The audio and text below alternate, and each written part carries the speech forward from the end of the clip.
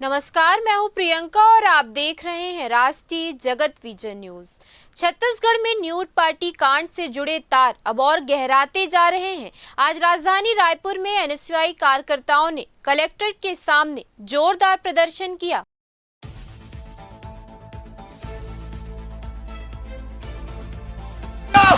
करना होगा गरीब विभाग हाय नहीं सहेंगे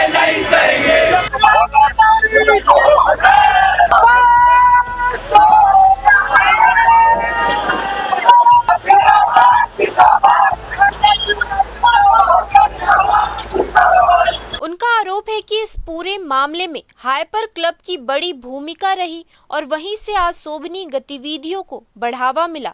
प्रदेश सचिव कुणाल दुबे ने कहा कि पुलिस जांच में भी हाइपर क्लब का नाम सामने आया है और क्लब के संचालकों को जेल भेजा गया है। एनएसयूआई ने आबकारी विभाग और अधिकारियों पर भी मिलीभगत का आरोप लगाया और मांग की कि हाइपर क्लब को स्थायी तौर पर बंद किया जाए।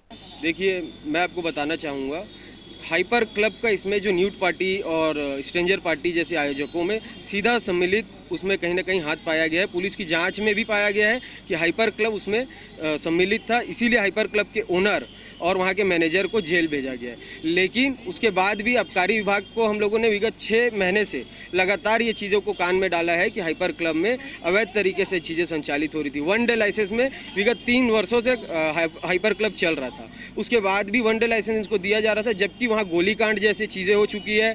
उसके बाद गर्ल्स नाइट जैसी चीज़ें हो चुकी है। बाहर से लड़कियों को बुला के वहाँ डांस कराया जाता था, गर्ल्स को फ्री एंट्री दिया जाता था, जो कहीं ना कहीं ये दर्शाता है कि ये आपत्तिजनक चीज़ें हाइपर क्लब के द्वारा की जा रही थी। तो हमारी ये मांग है कि कलेक्टर साहब से हम लोगों ने मिलकर मांग की है कि ऐसे जो आबकारी विभाग के अधिकारी हैं जो इस चीज़ को नज़रअंदाज कर रहे हैं, इनके ऊपर जांच बैठाई जाए कि इनका हाइपर क्लब से ऐसा क्या संबंध है कि इनको लगातार लाइसेंस दिया जा रहा है। तो आज हम लोगों ने मांग की है, तो कलेक्टर साहब को आश्वासन दिया गया है कि हम इनके ऊपर जाँच बैठाएंगे और जो दोषी होगा उसके ऊपर कार्रवाई करेंगे। कुणाल दुबे, प्रदेश सचिव, छत्तीसगढ़ एनएसयूआई।